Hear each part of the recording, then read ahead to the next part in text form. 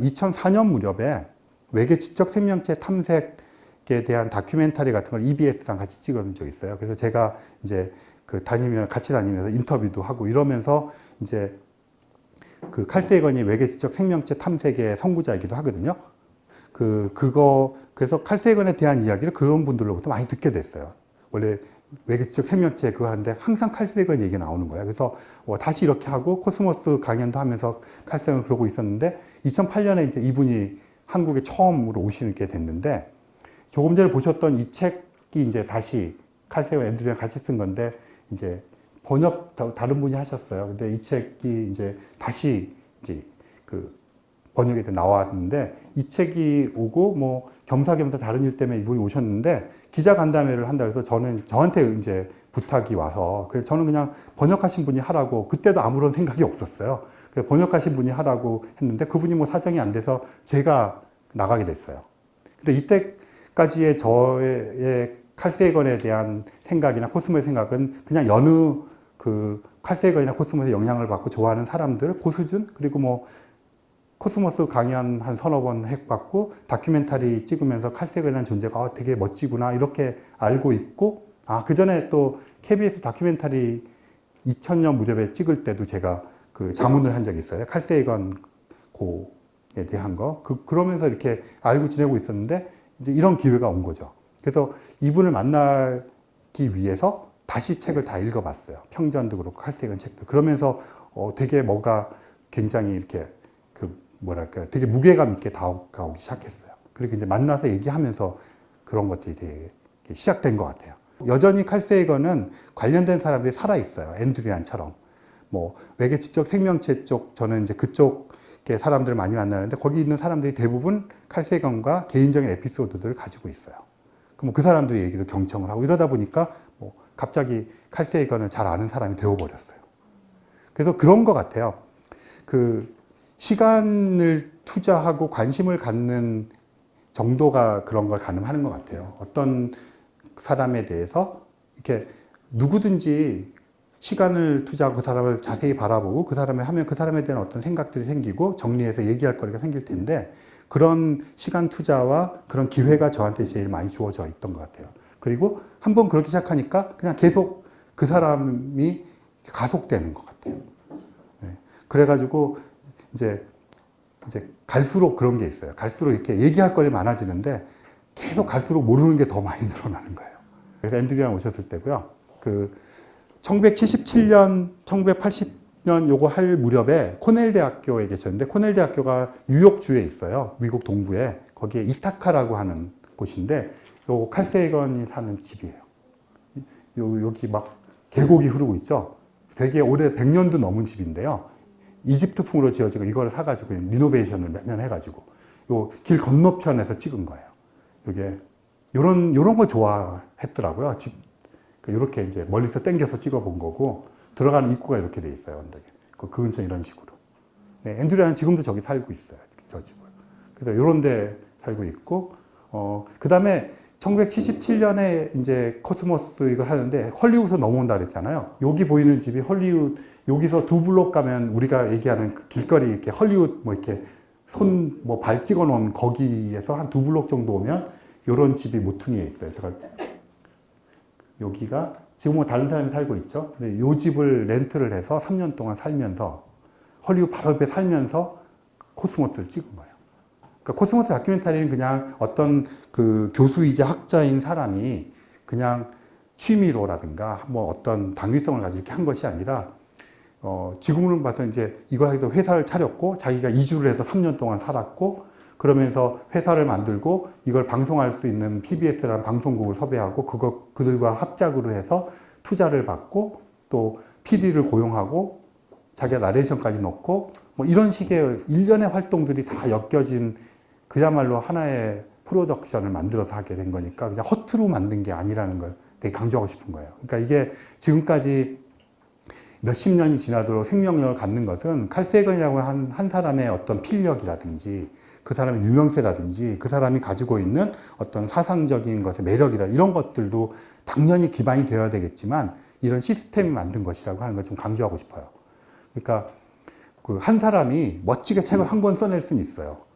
그러니까 뭐 혼신의 힘을 다해서 그냥 뭐 직장 다니면서 회사 다니면서 학교 다니면서 밤에 와가지고 그렇게 우리나라 실정에서는 그렇게들 쓰시잖아요, 글을.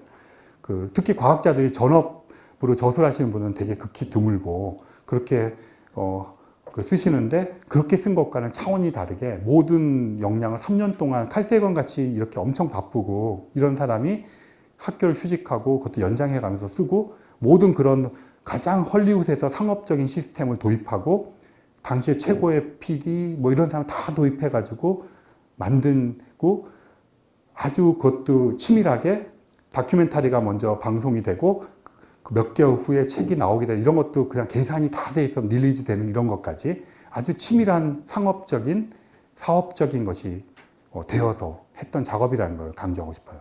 그래서 그 코스모스 책이 이런 배경에서 생겨나서 개인적으로도 그 자신이 어떻게 생각하면 제일 행복한 순간이었을 수 있고 어떻게 생각하면 굉장히 제일 어려운 고비였을 수 있는 그 순간에 코스모스라는 책이 앤드류와 함께 이루어졌다는 걸 강조를 드리고 그리고 그런 상황에도 불구하고 모든 걸 쏟아 넣었다. 그리고 그래서 그런 거 보면 어떤 시점에서 어떤 일을 해야 되는지도 굉장히 정확하게 짚었던 사람인 것 같아요. 그래서 코스모스라고 하는 게 1980년 나온 것들을 누구나 대부분의 사람이 동의하는 그런 임계구명이 되었던 것 같아요. 이거는 제가 처음 읽었을 때 이게 코스모스 첫 문장인 거거든요. 코스모스, 번역을 홍승수 교수님이 코스모스라는 단어를 우주라고 번역을 안 하셨어요. 그냥 코스모스라고 번역을 하셨어요. 영어 단어 중에 코스모스라는 단어가 있고요. 유니버스라는 단어가 있어요. 그 다음에 스페이스. 다 우리말로 우주거든요. 번역하면. 근데 스페이스는 뭐 우주 공간? 이렇게 할 수도 있겠네요. 근데 다 우주예요. 지구 바깥에. 그런데 유니버스란 말은 과학자들은 유니버스라는 단어를 써요. 그러니까 교과서에 뭐 천문학이나 물리학 교과서에 우주를 통칭할 땐 다 유니버스라고 써요. 영어로는.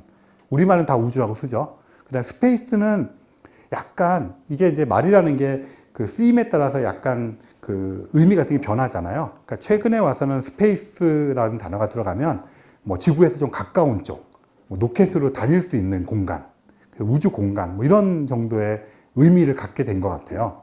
꼭 그렇진 않아요. 그냥 스페이스를 전체 우주로 확장시켜서 상관이 없는데 대략적으로 유니버스는 약간 천문학적이나 물리학적인 물적 존재로서의 그런 우주, 그 다음에 스페이스는 약간 우리가 감당할 수 있고 탐험할 수 있는 이런 가까운 우주 공간 이렇게 얘기할 때 쓰면 대체적으로 의미가 서로 공유될 수 있는 것 같아요. 코스모스는 카오스라는 단어의 대척점에 있는 거잖아요.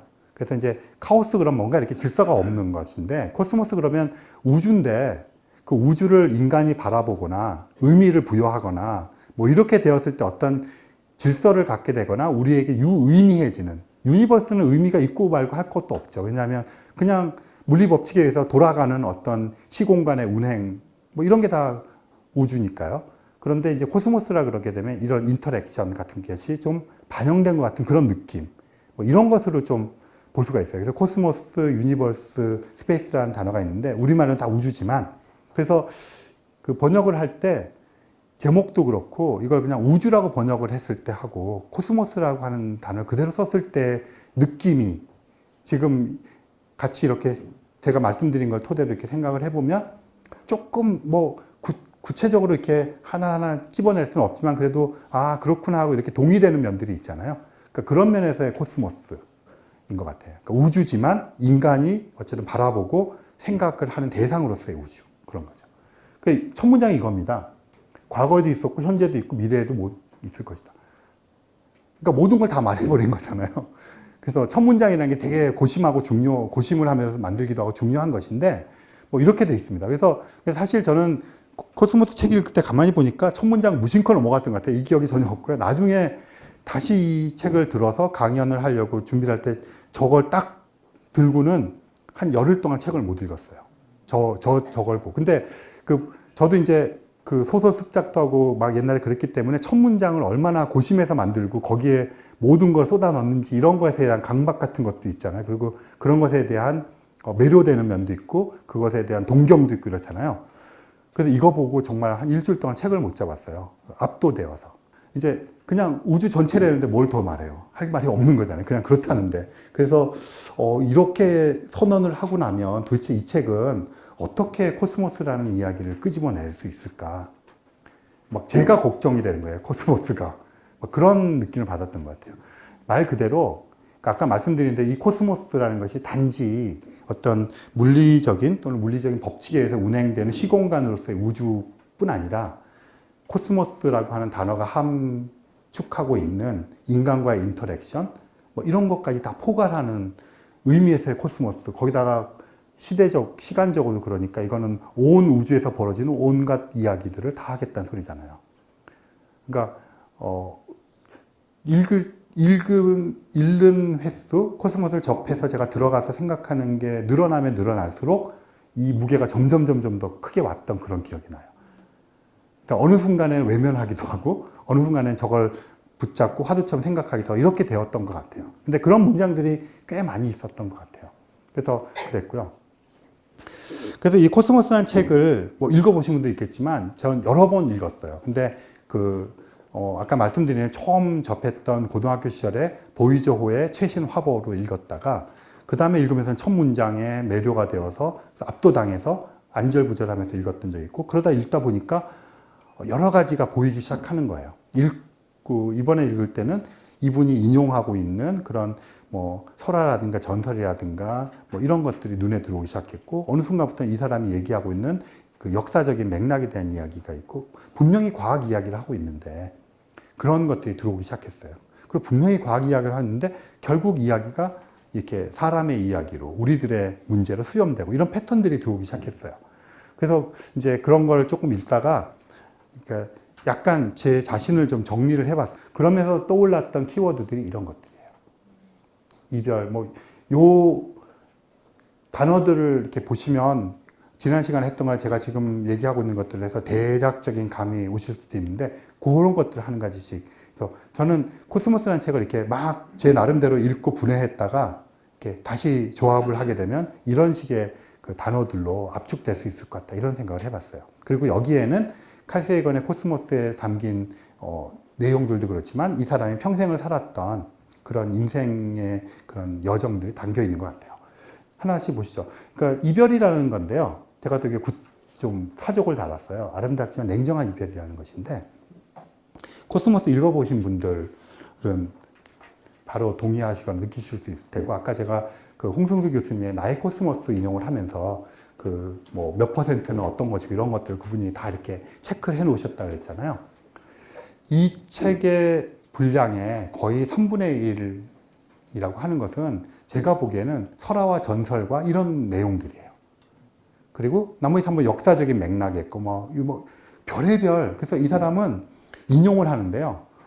그 어떤 빅뱅 우주론 이야기를 하거나 진화 이론을 얘기를 할 때도 그냥 그 진화 이론 얘기하면 뭐 다윈부터 시작해가지고 뭐 이렇게 얘기를 하거나 현대 진화 심리학이나 진화 생물학에 대한 성과들 얘기를 하면 될 건데 그렇게 안 하고 꼭 다른 옛날 이야기부터 시작을 해요. 패턴이 옛날 이야기를 막 시작을 해서 그 옛날 이야기가 얼마나 찬란한지 그리고 그것이 얼마나 위대한 사람들의 생각이 반영된 것인지 그리고 그것으로부터 우리가 굉장히 풍성한 문화적인 것을 만끽하고 살게 해주었는지 그래서 얼마나 그런 것들이 문화적으로 풍성한지 그래서 우리들의 인류의 문화유산이 되었는지 설화, 종교, 신화 이런 것들 문학도 그렇고 역사 그런 거를 막 얘기를 합니다. 그래서 언뜻 보기에는 이 사람이 정말 아까 말씀드린 그런 르네상스적인 계몽주의적인 시대를 살고 있는 종합적인 지식인으로서 그런 걸 너무너무 사랑하는 면모들이 막 나타나요. 그리고 또 한 가지는 그런 것들 예를 드는 게 그냥 우리가 알고 있는 거대한 종교 또는 거대한 문명의 어떤 설화나 신화만 갖고 오는 게 아니고요. 남태평양 한가운 가운데 있는 아주 작은 2,000명도 살지 않는 섬에서 내려오는 창조 신화, 창조 설화 같은 걸 끌어와요. 빅뱅 우주론 얘기를 할 때 보면 빅뱅 우주라는 게 그런 거 아닙니까? 우주가 어떻게 생겨서 어떻게 진화해서 우리 같은 모습이 되었고 뭐 이런 게 그 창조 설화나 신화 아닙니까? 뭐 그러면 거대한 종교에서는 그 창세기가 있어서 하나님이 만들었다고 하기도 하고 힌두교에서처럼 억겁을 거듭하는 반복되는 우주가 있기도 하고 뭐 이런 식의 거대 종교에서 이야기하는 나름대로의 세상의 창조에 대한 이야기가 있잖아요. 그런데 칼세이건은 그런 것들도 인용을 하지만 구태여 아주 작은 어떤 섬마을에서 정말 한 몇천 명도 안 되는 사람들이 구전으로 이야기할 법한 그런 우주 탄생 설화 같은 걸 찝어옵니다. 그러면 그 얘기를 들어보면 갑자기 어느 날 뭐 세상에 뭐 신이라고 그러면 뭐라고 부르든 간에 그런 게 이렇게 뚝딱뚝딱 우주를 만들었어요. 그래가지고 사람들이 그래서 언뜻 보고 뭘 다 가리고 보면 이게 기독교의 것인지 조로아스터교의 것인지 구분이 안 될 정도. 물론 그것이 정교화 되어가는 과정은 틀리겠지만 그래서 그 칼세건의 생각은 인류가 보편적으로 가지고 있던 그런 생각들이 그런 식의 종교나 설화나 전설의 신화 속으로 다 들어가 있었고 그런 생각을 함으로써 우리가 어디서 왔는지 우리는 그것을 통해서 어떤 가치관을 가지고 어떤 세계관을 가지고 세상을 살아야 되는지 이런 것들을 신화와 전설과 종교를 통해서 지난 수천 년 동안 우리는 살아왔다는 거죠. 거기에 기대어서. 그리고 그런 것을 통해서 우리가 살아갈 가치, 인간으로서의 도리, 윤리적인 가치 뭐 이런 것들을 찾아내면서 살았다는 거죠. 그러니까 얼마나 찬란한 문화유산이냐.